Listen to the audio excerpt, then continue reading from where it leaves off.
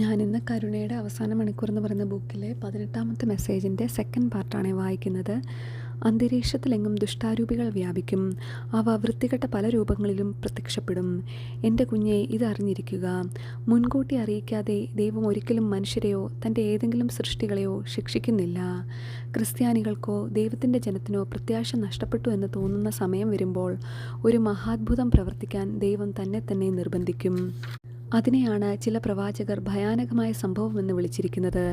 അതുകൊണ്ട് ഈ സംഭവങ്ങൾ എല്ലാവരെയും ഭയപ്പെടുത്തുമെങ്കിലും സത്യമായും വിശുദ്ധരായവർക്ക് ഇവ കൊണ്ട് യാതൊരു ഉപദ്രവവും ഉണ്ടാവുകയില്ല. പിന്നെയോ ഇവയെല്ലാം ദൈവത്തിൻ്റെ ശിക്ഷയുടെ സമാപനം കുറിക്കുന്നു എന്നറിഞ്ഞ് നാം ആശ്വാസം കൊള്ളണം. മുൻകാലങ്ങളിൽ നിന്റെ സഹോദരരോട് പറഞ്ഞിട്ടുള്ള ഇതേ കാര്യം നിന്നോടും ഞാൻ പറയുന്നത് വരാനിരിക്കുന്ന അന്ധകാരത്തിൻ്റെ ദിവസങ്ങൾക്കായി നിങ്ങൾ ഒരുങ്ങുന്നതിന് വേണ്ടിയാണ്. ആ ദിവസങ്ങളിൽ ശൈത്യം അതികഠിനമായിരിക്കും. കാറ്റ് ആഞ്ഞു വീശും.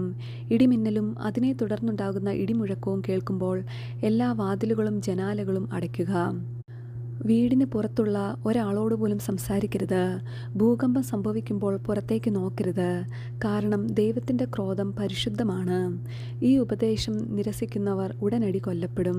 കാറ്റ് അതിനൊപ്പം വിഷവാതകങ്ങൾ കൊണ്ടുവരികയും ഭൂമിയെ ആവരണം ചെയ്യുകയും ചെയ്യും. നിഷ്കളങ്കരായിരിക്കെ സഹിക്കുകയും മരിക്കുകയും ചെയ്യുന്നവർ രക്തസാക്ഷികളായിരിക്കും. അവർ എൻ്റെ രാജ്യത്തിൽ എന്നോടൊത്തായിരിക്കുകയും ചെയ്യും. ആ ദിവസങ്ങളിൽ അവർ വിജയിക്കും. 3 രാത്രികൾക്ക് ശേഷം ഭൂകമ്പവും അഗ്നിയും ശമിക്കും.